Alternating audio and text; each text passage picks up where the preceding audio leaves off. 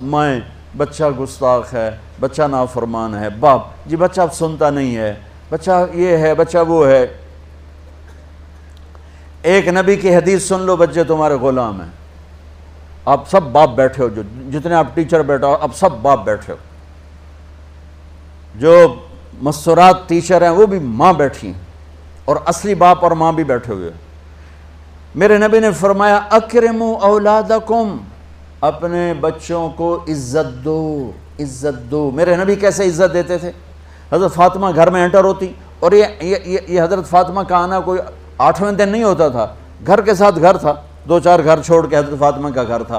ہر دوسرے تیسرے دن حضرت فاطمہ آتی ہیں، میرے نبی چیئر پہ بیٹھے ہیں، زمین پر بیٹھے ہیں، چارپائی پر بیٹھے ہیں، لیٹے ہوئے ہیں، جو ہی فاطمہ کو دیکھتے آپ کھڑے ہو جاتے۔ سبحان اللہ، کوئی اپنے بچوں کے لیے کھڑا ہوتا ہے؟ آپ لوگ کلاس روم میں آتے ہو تو آپ کے لیے بچے کھڑے ہوتے ہیں، اور میرے نبی کیا یہ بچے آپ کی اولاد ہیں؟ میرے نبی کھڑے ہو جاتے، اور وہیں نہیں کھڑے رہتے تھے بلکہ تیزی سے آگے بڑھتے تھے، اور جا کر حضرت فاطمہ کا ہاتھ پکڑ لیتے تھے مسافر کے، اور پھر دیکھو مجھے یوں بوسہ لیتے، پھر ہاتھ پکڑے پکڑے پکڑے لے کر آتے، پہلے حضرت فاطمہ کو بٹھاتے پھر خود بیٹھتے تھے۔ تو پھر کیا جنت کی عورتوں کی سرداری مل گئی۔ اپنے زبان کا بول میٹھا کرو، اپنے اخلاق اچھے کرو، اپنا چہرے کو خوبصورت کرو، جو اللہ نے دے دیا ہے، اس کو مسکرانے سے سجاؤ۔ مسلمان کو مسکرا کے ملنا بھی صدقے کا ثواب ہے، اور اس موبائل نے تباہی پھیر دی ہمارا۔ بچہ بات کر رہا ہے اور اماں لگی ہوئی ہے ڈرامے دیتے، ہاں بتاؤ سن رہی ہوں، بکو کیا بک رہے ہو، سن رہی ہوں۔ دیکھو اللہ کے واسطے، یہ فون ہے بھائی، فون ہے، اسے ضرورت کے لیے استعمال کرو،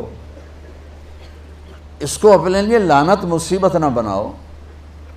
ایک خاتون پیپر چیک کر رہی تھیں، ٹیچر تھیں، تو چیک کرتے کرتے رونے لگیں، تو ان کے خامند نے پوچھا کیا ہوا؟ تو انہوں نے پیپر آگے کر دیا، اوپر roll number dash dash dash, تو اس میں تھا کہ تم کیا بننا چاہتے ہو، ایک کویسچن تھا، تم کیا بننا چاہتے ہو؟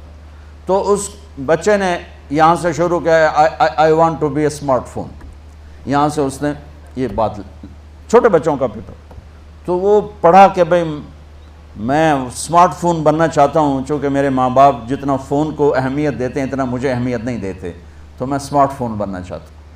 تو اس کے خامند نے کہا تو اس میں تو کیوں رو رہی؟ کہا تمہیں پتہ ہے یہ رول نمبر کس کا ہے؟ کہا نہیں، کہا یہ تیرے میرے بچے کا ہے۔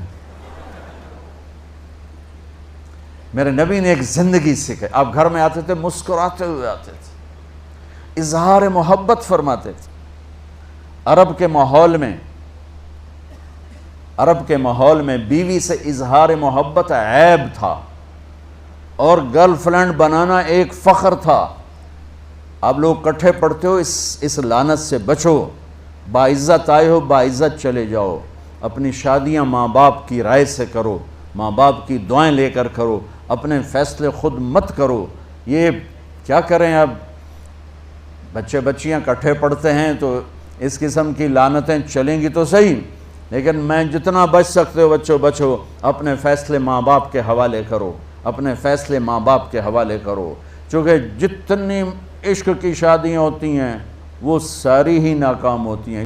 عرب کے ماحول میں اظہار عشق بیوی کا عیب، اور گرل فرینڈ کے لیے اشعار، اس کلچر میں بھرے مجمع میں ایک آدمی پوچھتا ہے یا رسول اللہ من احب الناس الیک، آپ کو سب سے زیادہ کس سے محبت ہے؟ تو اپنے نبی کی سنو، آپ نے زور سے فرمایا عائشہ سے۔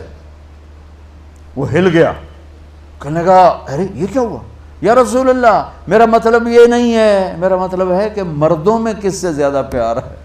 تو آپ کو پتہ چل گیا، اس کی نبض پہ ہاتھ رکھ لیا کہ اس کو ہضم ہی نہیں ہوا کہ میں نے عائشہ کا نام لے دیا۔ اب آپ نے کہنا تھا ابو بکر سے، تو آپ نے کہا عائشہ کے ابا سے، عائشہ کے ابا سے۔ آپ اتنے کائنات کا بوجھ سر پہ اٹھا کے زندگی گزاری، اور اپنے حسنین کے لیے روزانہ وقت نکالتے تھے۔ آپ کہتے ہو میں ریکٹر ہو گیا ہوں، میرے پاس ٹائم کوئی نہیں، میں پروفیسر ہو گیا ہوں، میرے پاس ٹائم ہی کوئی نہیں۔ تو کیا فائدہ ہے ٹائیاں لگانے کا؟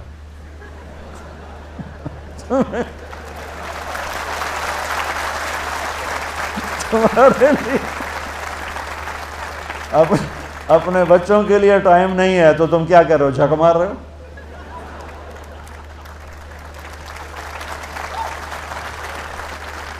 میرے نبی سے زیادہ مصروف کوئی آئے گا؟ بولو، جواب دو، جواب دو زور سے۔ 7 بر اعظم کے انسان اور قیامت تک کے انسانوں کی ذمہ داری سر پر ہو، اور وہ روز بچوں کے لیے وقت نکالیں۔ این اللقا، میرے شرارتی بچے کدھر ہیں؟ روزانہ دوسرے تیسرے دن آپ حسنین کو ٹائم دیتے۔ اب کیسے ٹائم دیتے؟ دیکھو ان کے لیے ایسے آپ ان کے لیے ہاتھ بھی بچھا دیتے اور پاؤں کے گھٹنے بھی اٹھا دیتے، ہاتھ اور گھٹنے لیول کر کے، کمر پورا جیسے سواری کا ہوتا ہے۔ آؤ بھائی بچوں اپنے اونٹ پہ چڑھ جاؤ، دونوں بچوں کو اوپر چڑھا کر کمرے میں چکر لگاتے، پھر کہتے تمہارا اونٹ کیسا ہے؟